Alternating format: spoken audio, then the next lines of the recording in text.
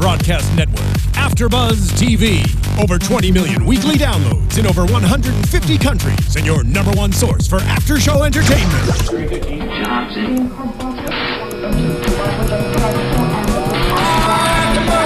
AfterBuzz TV, the destination for TV superfans, producing after-shows for over 300 of your favorite TV shows, interviewing celebrities and showrunners, and bringing you behind-the-scenes exclusives. All thanks to E! Entertainment's Maria Menounos, producer Kevin Undergaro, and internet leader Akamai.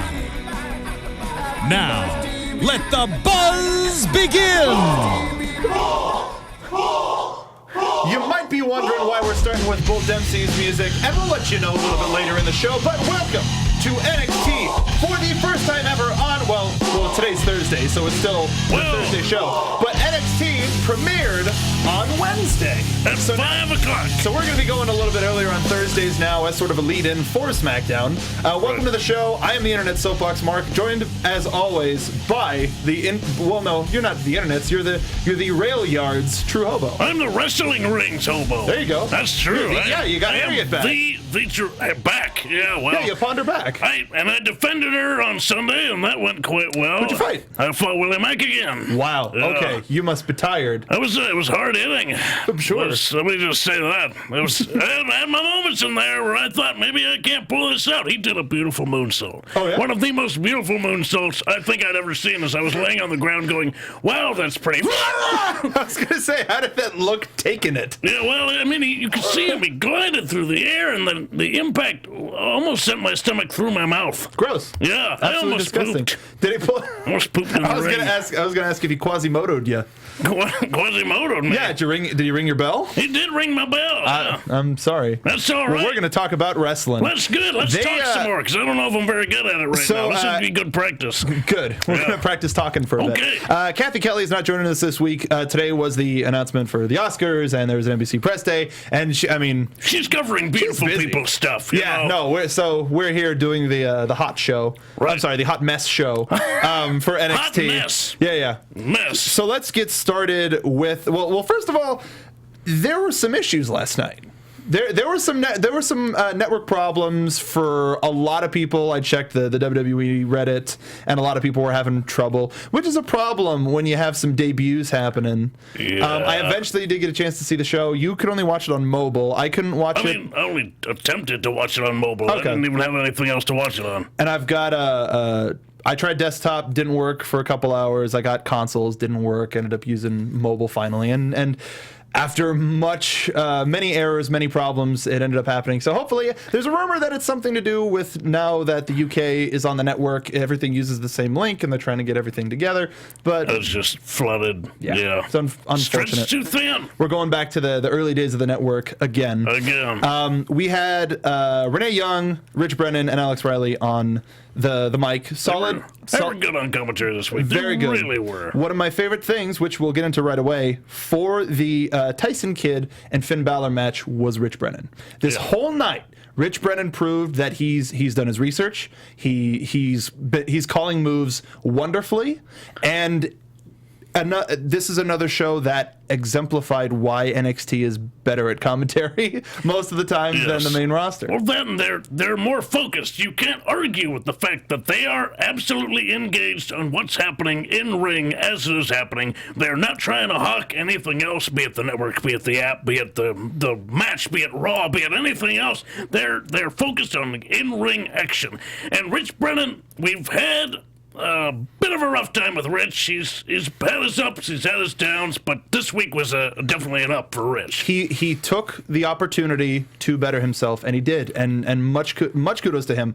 I've got some notes in here about Brennan during the matches as opposed to just the match stuff. Finn Balor, I know we didn't really have a chance to talk about it since I wasn't on the show. Finn Balor's entrance. So now that he has all of the timing down and it's a part of it and it's that theatricality, has it changed at all since when you first saw it with the war paint during our Revolution? He seems more comfortable, let's say that much. I mean, he's now now feels it. He knows all of his beats. He knows what he's doing. So his entrance is far more smooth than it was when he first started. I'll give you that. Unfortunately, they haven't made a version of the track that just cuts. So they just fade at the very end when the lights come back up to normal. So it just kind of, when it's back up, it just sort of like, oh, well, let's figure it out. Instead of just being a hard cut at a certain time that they can plan the lights coming back up on. Technical note, whatever. But kind of in reverse of that, the undershot of Balor with the Tron that hangs above the ring. Yeah. One of the coolest things of the damn night. That was just like, ooh, production stuff. Very aesthetic. Their production there is getting better and better, and I think that's one thing they've wanted to work on for a while. They're taking risks. That's the thing. It's because it's a school for everybody, really. They get a chance to actually experiment and do things differently. And because they can't use pyrotechnics down there, they're using a little bit more of just everything else. They're using lights in a different way. They're using, the inflatable arm flailing tube, man. Yeah. That's completely different than anything they've ever done before. So, like you said, they're taking risks. They're using things that they may not have before because they don't have the primary aesthetic, which would be pyrotechnics. It's like what Paul Heyman used to say about ECW: accentuate the positive, hide the negatives. Absolutely. They don't. It's not really a negative. It's just something that they can't do because of the small space. You got to use other tools. Yeah. If you can't use one thing, you got to use something else. Just make it interesting. And you know what? That is a pretty good analysis for just NXT in general and some of the matches tonight. Yeah.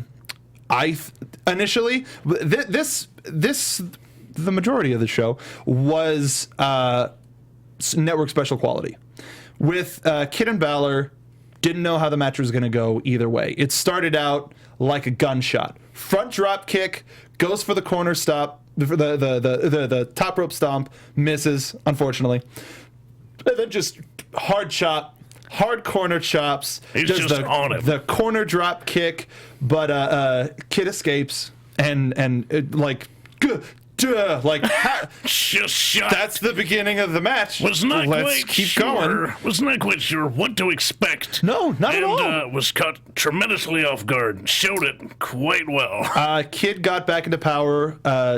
Balor went for a baseball slide, and he just totally got rocked into the barricade. Oh my, gross. And Kid was just, he kept doing attack, submission, keeping him on the ground. One of the coolest things during the match was when Finn was down on the ground, or he elbowed him in the head. Kill me, Finn. Come on, why don't you kill me? Because he's got 9 lives, reference. And that was just like, huh. It's like they've been fighting for months, but they haven't. Right. I think these guys know each other from, Japan. Worldwide stuff. So these guys were great for each other. They really made each other, and Tyson ended up looking like a real veteran, and Balor ended up looking like he had to really fight. You could have the fight feel in this match. Mm-hmm. And Tyson Kidd, with everything that he does to up the character ante, so to speak. Now he had cats on his he's had cats on his tights for a while. Has he? Yeah, the last round. Before. The last round, the red tights that he had cats on him. Oh my god. Yeah. So this is the second take of that. He's just going more and more in depth into whatever is going on in his head. Well, no. What's great is that we've said it before and we'll say it again.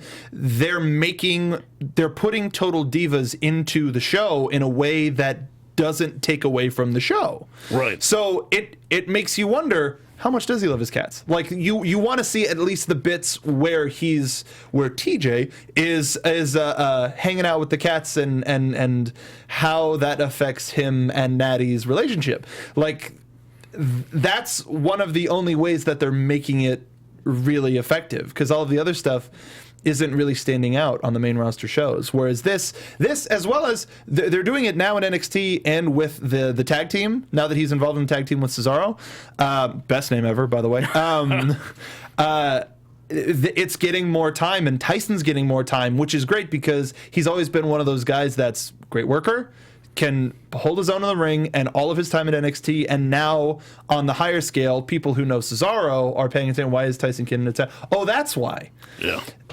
Good for him, man. He's always been good in the ring. He's just never had quite enough personality for my taste. Yeah. That has changed completely. He's now really tremendously interesting to watch. In the ring, out of the ring, he brings his A game. Like you said, he's one of the only people who's using Total Divas to its full effect. And what he's a jerk. using it there, he's using it here, and he's a jerk. What a jerk. He's great. He's just a douchebag who shows up with his Beats headphones and not even like they're the wireless ones, so it's like he can afford the wireless ones. What is he listening to? Is he listening to his own music? Is he does he have his cats on Skype on there? Maybe he has one of those songs that's just cats meowing it. Like maybe he's got that. It's like an ambient cat, or maybe it's one of those like cat singing albums. Yes, that's the next step. Is like the Hart family music, but just done as like a cat. People album. are speculating that he's going to turn into a cat. Like Rum Tum Tugger will come out to the ring. Hey, wouldn't that be great? No, nobody had seen that before. Or he joins Stardust and Goldust, and Dust? he's like Cat Dust. Or something. Starcat. Kid Cat. Gold Cat. Gold Cat. Gold Cat. Medicated powder. For all of your cat needs. I wanted to point out. This match was just a flurry of awesome, absolute awesome. Tyson's form for his sharpshooter makes it is the most. I don't want to say convincing. But I guess it's the most effective way that I've seen the sharpshooter used since Brett. Because anybody else who does it just kind of like, they just kind of hold it. But he locks in the bottom, the back leg, and pushes it forward with his inside arm. So, I see what you're so saying. he actually locks it and tightens it up so it looks like a mean hold. Yeah. So kudos to him for that, because it's. Everybody's like, oh, it's the sharpshooter some more, but Tyson is and the torque on the back, arguably the definitive sharpshooter, maybe a little bit better than Natty, but he is the heart. So. He has to. He has to use it. If you have a finisher, it has to be a finisher. Mm-hmm. You can't just go, oh, I've got it now. He's going to tap out. No, you have to make him tap out. Yeah, that's what the Scorpion Deathlock looks like. He's like, oh, how my ankles? Ow, ooh, no, ow, tap. I'm just gonna stand here. You tap out. Yeah, thank you. I've done all the work. I'm Sting. Remember that? Just aura alone makes you tap out. But Brennan, that was another point where I have in my notes where Brennan made us care. It was like he has to tap out here. He has no options. There's nothing he can do. He can't reach the rope. Oh, he reached the ropes. Like it made it like. He might tap out. Like he made us care, and that's what announcers are supposed to bloody do. Right. We get the lifting reverse DDT. Yeah. That Balor does, no name for it yet, and he hits the stomp for the win. I took that move recently, actually. That's a hell of a move. Yeah, no, that's a lot of weird momentum. I took that on the ring apron. Ooh. That's for ring the bell. Yeah. Oh, was that Willie? No comment. Okay. I don't want to say that. But, No. But was it during your match with Willie? Yes. Okay, and that's it. It was. Oh man, it's just the impact it has on the back of your head is really something you can't understand until you take it, just because of the angle. Yeah. It's all on the back of your head. It was more of a driver than a flat than like a flat. It was flat enough, but the impact still on the back of your head was just. I saw lights and colors. Are you okay? I'm all right. All right? Yeah. You want to listen to what is it? Do you want to listen to the Wizard of Oz backwards and see if we can get a record out of it? I may have a seizure. There you go. All right, yeah. Perfect. We get a package dealing with Zayn and Neville talking about their rivalry and their match at our Evolution, and we get to see Bull backstage with Devin Taylor. I was going to say Renee Young, but she's out front. Yes. The way the match is going to go is you're going to be flat on your back, and you're going to be looking up at the last of a dying breed, and the last thing you'll hear is Bull, Bull, Bull. Yeah, dude, super into it. All we needed to hear, and then we get to the match. So, full disclosure, the reason we use Bull's music is because this match was Bull, honky, Bull, and some. Did you get that thing I sent you? Yes. They're one of the rags that I frequent. They have this thing called the NXT report card, and they. I really don't like that. But but because it's like it's the school sort of a thing. So either way, I still don't like it. They mention how impressive it was that Corbin was able to lift Bull's tub of lard. And while I do think it was impressive, I wouldn't refer to him like that. There's a better way to word that. Bull, if I had that man's information, I would send him your way and give you the money for a plane ticket, to be perfectly honest. Where do you get off saying stuff like that? Just first of all. Faceless voice of the internet. Right. Faceless voice of the internet. Unless you are some sort of freaking bodybuilder, why don't you keep your opinions about someone's assets to yourself? Spoiler alert, it was Sean Ricker. Okay, then that's justified. No. Yeah, he does no, he doesn't. So this match wasn't a match. This showed more why I'm uncomfortable with Baron Corbin's current station. Baron Corbin did nothing in this match but punch and the end of days. That's all that he did. To be fair, Bull didn't have any real grapples either. He did the I call it the Bull over. He flattened him. Yeah. He sure flattened him with that. Went up top for the headbutt. Missed it, and then right into the end of days, which was impressive. But I thought Bull was going to kick out. To be honest, I was hoping he would kick out. This match, this decision does nothing for anybody. No. That's my problem. Is even if they do go, the idea that I was throwing around was they have a second match where Bull wins, and then they have a rubber match, the third match with like a hardcore falls count anywhere, something old school gimmick for the rubber match, and Corbin would probably still win, but that's where they would like shake hands and be like, I respect you because you put me through hell, sort of a thing. But starting it out like this doesn't do any favors for Bull. It didn't make Corbin look strong to me. Like, really? Physically strong, yes, but it didn't show me that he could have a full match yet. This still wasn't a full match. This was just what I was hoping for was a double count out. Right. That's what it looked like. Then he threw him back in the ring, and I was like, well, what's going to happen now? I mean, if anywhere else you watch a match like this, it would have ended in a non-decision. But this ended in a decision. Unfortunately, though, the decision doesn't really matter, because in NXT, there's rematch after rematch after rematch for seemingly no reason. Yeah. So next week, they'll probably be back at it again for no reason. It's like the wins and losses really don't matter. Oh, welcome to NXT where everything's made up and the wins and losses don't matter. Right. Hi, CJ. But seriously, they don't matter because he's still an amazing talent. Yeah. There are a couple of notes I had here. I like New York Nightmare. Yeah. I really like that. It's alliteration. Yeah. The alliteration, and it's also two syllable.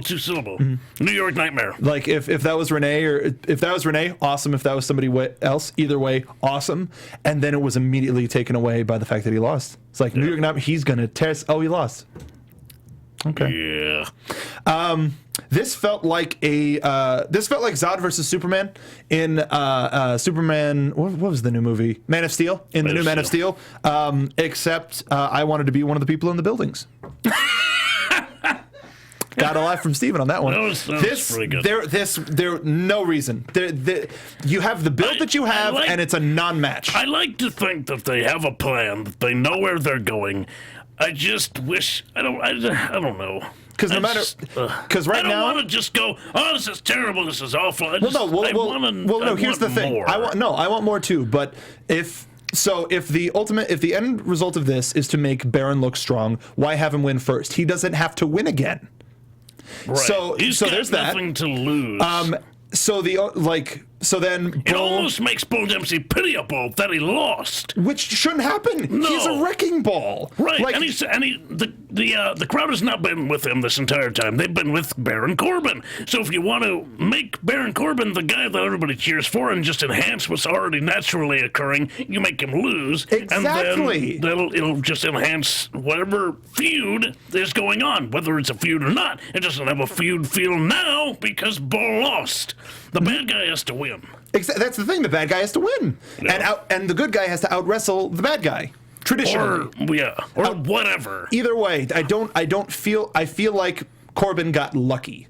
I don't feel like he. Oh, okay. So he hit the thing, and then that was it. He didn't. We've seen Bull take more from Mojo and win. Yeah. Like, where is that guy? It's another thing of NXT having too many people, and the people that they were starting to develop and really get running. It's like, okay, hold on. Just wait here. We're gonna have you lose a couple. Don't worry, you'll be back. And then we have another CJ Parker, which is sad and unfortunate. We've seen something similar before, and I hope that we don't lose Bull as a result of this. I don't think so. It's too early to say that. Exactly. That's a long road in front of that whole situation. For right now, though, it's not the ideal. It's not what we want to see. It's not the ideal. It's not the strongest choice. I'm curious to see where it goes. Curious. More hopeful than curious. Hopefully curious. I hope this thing actually gets some steam and some balls. That's the thing, is because it was like a coyote trap, like a Wile E. Coyote trap, where it's like, I'm gonna get you, and then all of a sudden it's a hole painted on a flipping mountain, and you run right into it. It's like, oh, that wasn't fun. And Bull screwed up. That's part of what I don't like about how the whole thing ended. Bull screwed up. He got caught, and I don't like that. No. He should have gotten out wrestled. Period. Yes, he should have gotten out wrestled, because we've seen him outdo most people as the bad guy. Yeah. So let him do that. Yep. Our next match of the night. There, we got negativities out of the way. So yes. Well, let's see. Next match is Sasha and Becky Team Bay, which is #best at everything. I really like that. Yeah, they've been rocking. Oh, now you really got it. They've been rocking Team Bay for the past couple of weeks, on Twitter and live shows. But why? And now they explain it, and I go, "That's it. You got me. You got me. I'm in. Mm-hmm. Best at everything." And that was another thing. They said that Becky doesn't consider her a friend, but they're partners.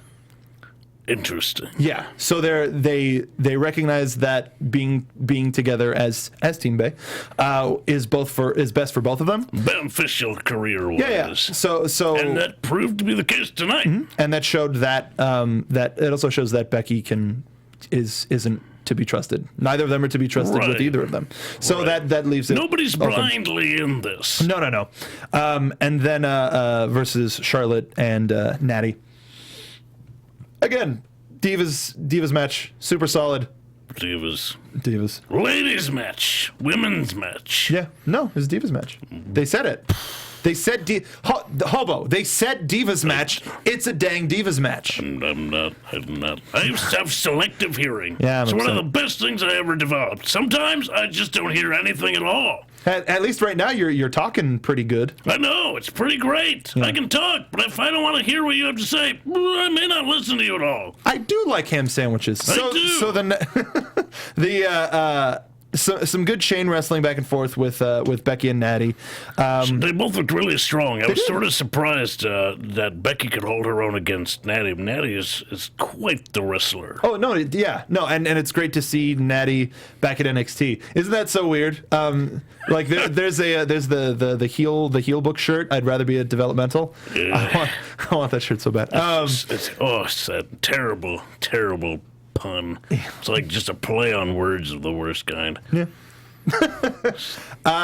We got there was a elbows to the outside, double baseball slide, and a double stall vertical suplex from Natty and Charlotte, which was pretty spectacular.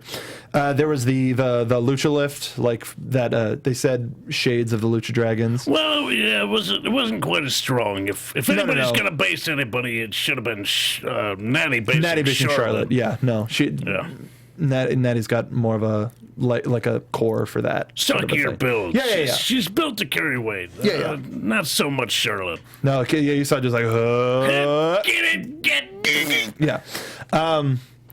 Gross side Russian leg sweep from Natalia. I always almost say Natalie, because it's because of Epic Meal Empire. Brain. Oh, the knee drop that Sasha does. Yeah. Never like. It's always good, and it always looks like a safe move, but it just always gross. Yeah. And then she's like the only person, one of the only people that can do that. Maybe the only person, maybe Alexa, but if Alexa was like turned heel, sort of a thing. Right.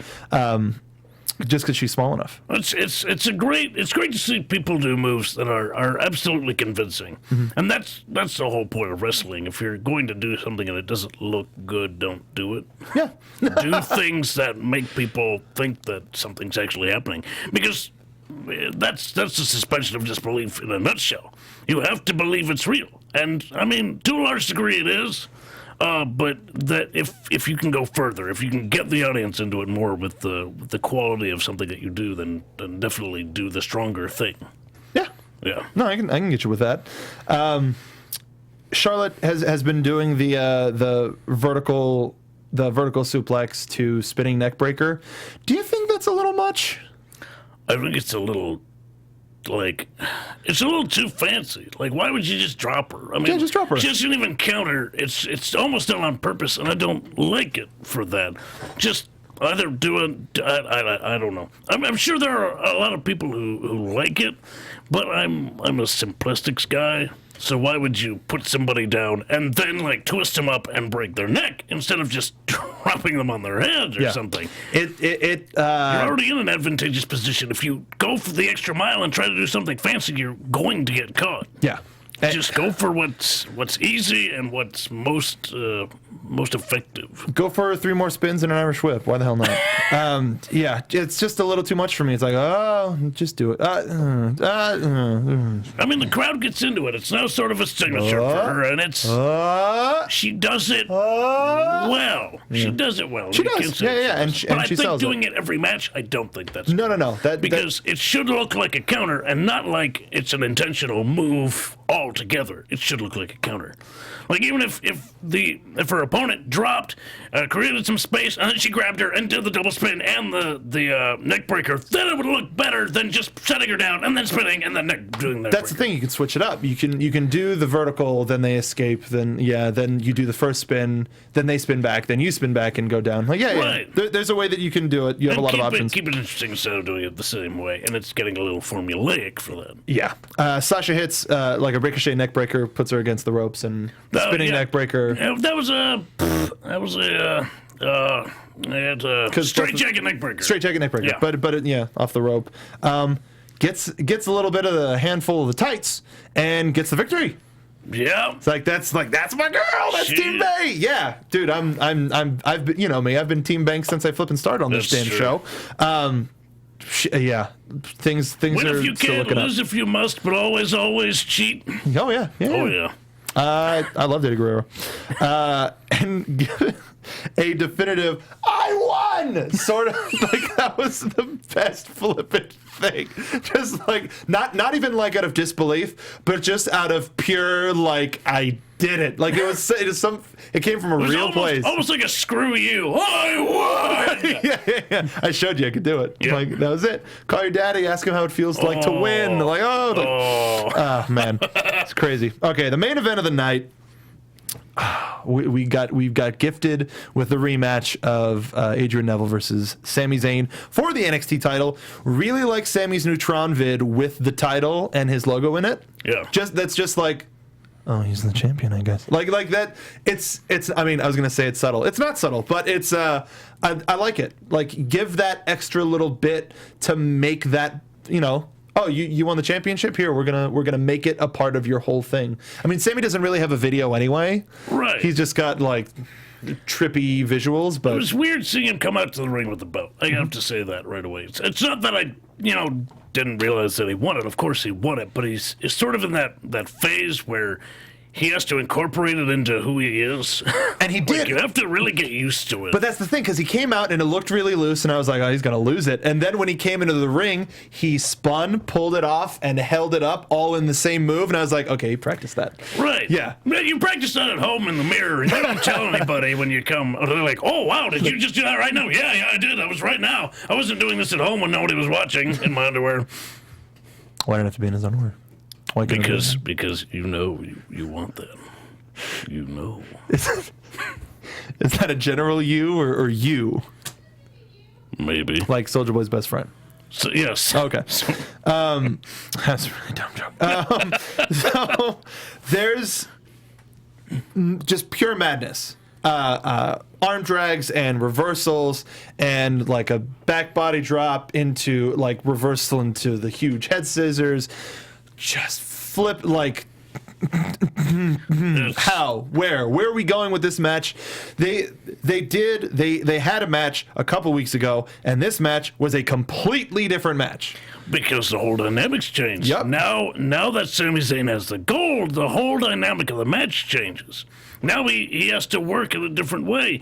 I will say, though, if I were him, I would have never gotten out of the ring, like once. Oh, yeah. Because your opponent has to come to you if you're the champ. You own that ring, that space. But Adrian Neville is so strong that Sami Zayn had no choice at a couple of times than to leave said ring. We saw a little bit of a change with Adrian Neville. The match stopped. They both were looking eye to eye, and he said, I'm like pointing at the belt and was saying, I'm sorry. What I'm pretty sure he said, maybe not verbatim, was essentially, I'm sorry for what I'm about to do to you so that I can win that back. Sort of a thing. I'm about to go to a place where you may not like me, but I have to win that back. And I'm sorry too. Whap! Just totally clocks him in the head. And That's what you gotta do. That's what you do. No. It's like, we're seeing a new side of Sami Zayn. But it's yeah. Thanks for that.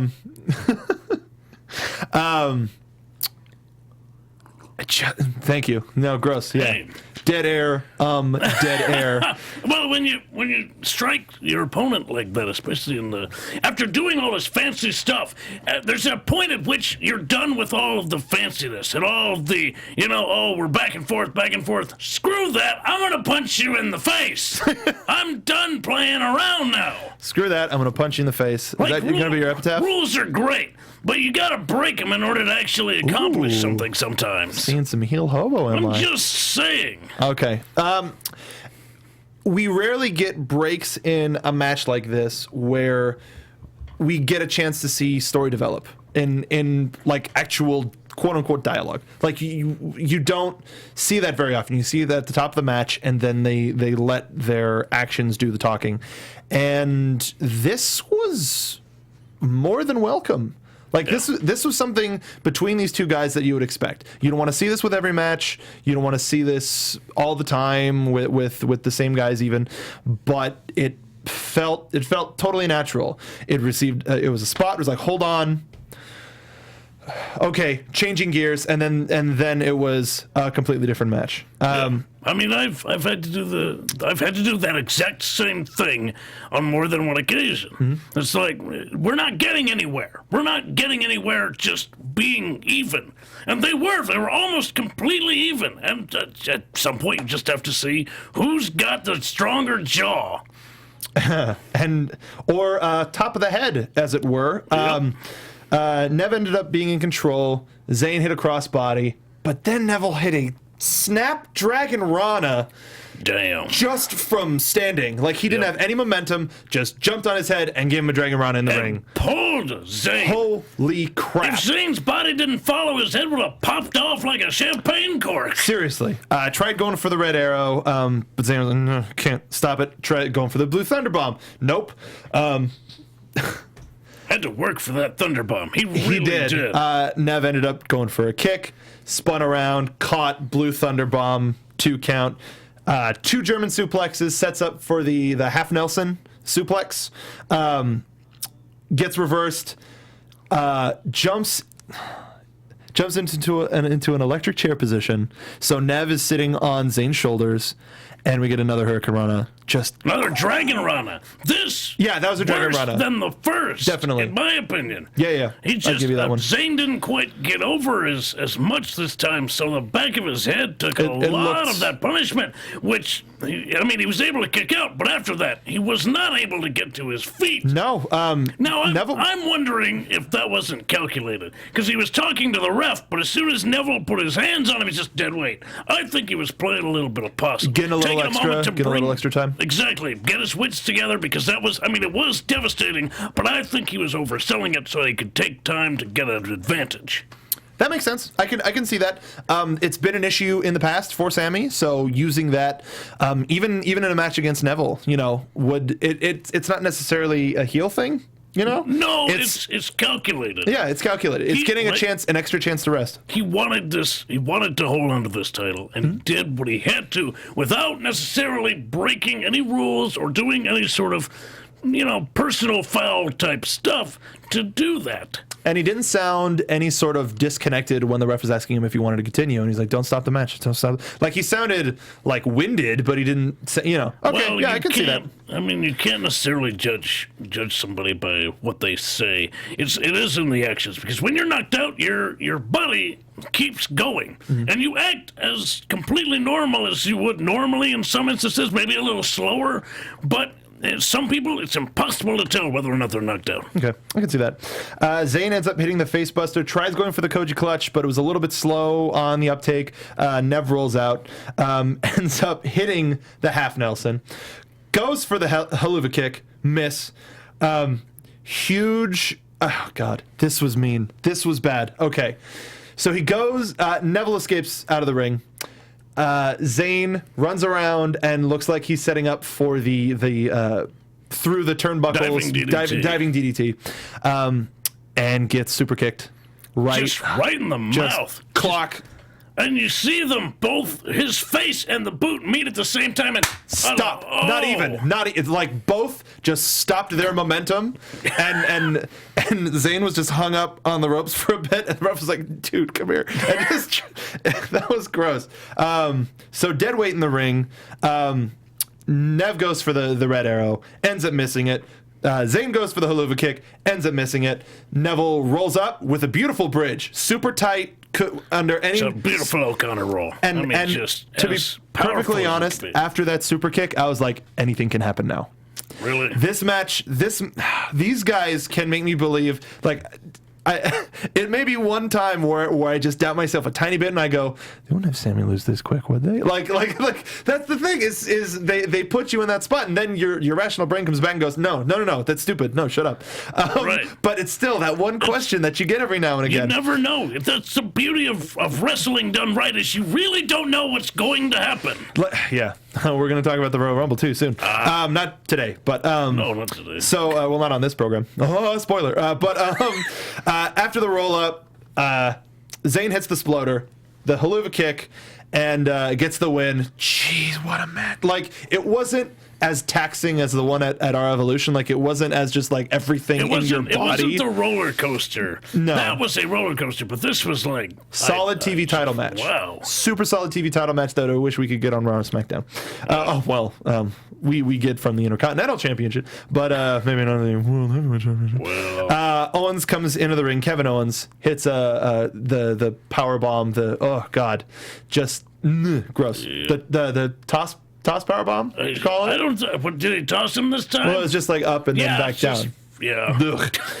And just grinding his face with his boot. Not even necessarily. He's just putting his foot on his face as just like an act of dominance. Right. Just like, you may have won, but that doesn't matter. I'm still coming. Hey, you're good enough to fight this guy? Why don't you fight me? The crowd was really into it. Like, they were definitely like... What really amazed me is after he hit that powerbomb, silence. Yeah. Silence from the crowd. They were like, oh, man. But just like, I don't even know what to do. But then, like, you had the spotted people going like, you suck, Owens. Like, I mean, the one thing I was worried is they're going to start cheering. But Sami Zayn is just so beloved that there's no way they're going to cheer for Owens. There's no way. They like Owens. They like the smarky idea crowds of Owens. Yeah. So they like the idea of Owens, but once the fact that he's really being a jerk about it, like, he's not just being like, I'm better at you than everything. I'm going to beat you up. Like, he's just like a bully. I'm gonna break you. Yeah. I'm not gonna beat you up. I'm going to break you. I'm gonna break you. I'm gonna break, and I'm gonna take that title because that's what I'm here to do.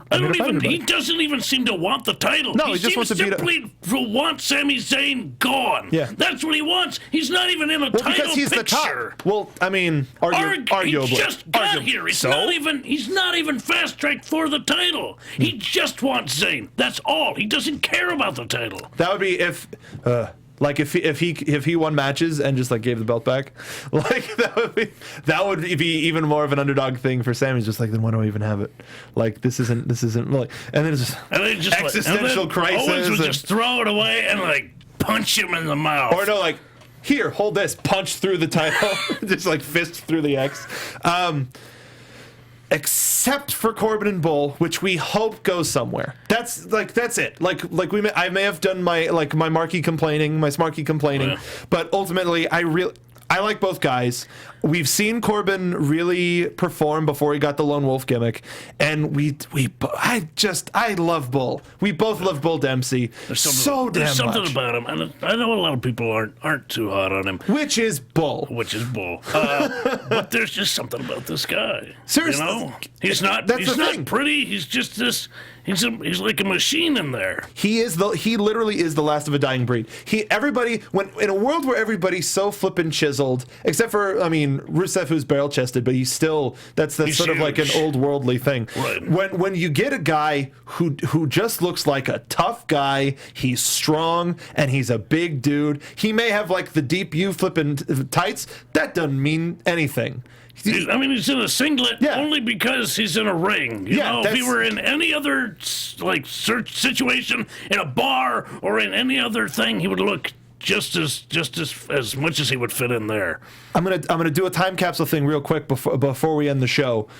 After the first special, Paul Heyman talked about keeping an eye out for the next Paul Heyman guy or Paul Heyman girl. I want to see Paul Heyman manage Bull Dempsey. It's hard. But that's a little too close to ECW. But still, I think that could be something that makes people go, Paul Heyman's here. I think Paul Heyman's own hype has been hurt a little bit recently by the guys he's managed, like Curtis Axel and Ryback and just the guys that Paul Heyman's managing them now. They're destined for the best things ever, and then they just sort of like fade away. That's why I think. It sounds like there's going to be a changing of the guard at WrestleMania, and either way, somebody's going to beat Brock Lesnar at WrestleMania. We hope. Paul and Bull, I think, could do wonderful business together because of that old school and the Taz connection. There's so many things that I think could help him. Either way. Bull doesn't need help, but they're not helping him. He's good on the mic. Yes, he's good on the mic. He's good in the ring. He doesn't need any help, but they're not helping him. I think he just needs to stay the course. I hope. Well, CJ's been staying the course. Either way, we have a lot of hope for a lot of people, as we usually do. This is going to be our new time, 6 p.m. Thursdays. We're going to kind of be a lead-in for SmackDown. SmackDown starts at 8. We'll be doing SmackDown tonight, Speaking of SmackDown, we are going to be joining Kristen Rosenberg on SmackDown. So, hope you're watching now. Well, you're watching us now. So, we're going to watch it we're going to plug it into our head and download it as fast as we can after we get off of this. Yeah, we got to run and start watching the show. But, Hobo, where can the folks find you on the internet? They can find me on Twitter at TrueHobo. BoxcarSuperstar.com is my website. Actually, I'd like to plug right now Nigel McGuinness's new thing, LA Fights. Go ahead and look that up. He's looking for people to donate a little bit of money to a cause, a wrestling-type cause, a new show, never been done before. He's got a whole vision in his head. I think it really could turn things around. ProWrestlingTees.com/Hobo is my website. Nigel McGuinness, friend of the show, friend of ours. He helped us out on Soapbox Car TV. If you want to see what he did that when Hobo, I don't know why we're on a show with Kristen Rosenberg. We kind of patched it up. We're okay now. Yeah, we're kind of okay now. But go on Soapbox Car TV. That's where our wrestling content is. We're ramping up for, I guess, season 2, I guess you would call it, since we're taking quite a break for the holidays. Need a break. Yeah. You can follow me if you want to talk to us. We're going to be in the comments later tonight and all week. Until next week, follow me on Twitter at SoapboxMark. Follow all of us here at AfterBuzz TV. Make sure to subscribe on YouTube and iTunes, and we'll see you next time. Bye-bye. From executive producers Maria Menounos, Kevin Undergaro, Phil Svitek, and the entire AfterBuzz TV staff, we would like to thank you for listening to the AfterBuzz TV network. To watch or listen to other after shows and post comments or questions, be sure to visit AfterBuzzTV.com. I'm Sir Richard Wentworth, and this has been a presentation of AfterBuzz TV. Buzz you later. The views expressed herein are those of the hosts only and do not necessarily reflect the views of AfterBuzz TV or its owners or principals.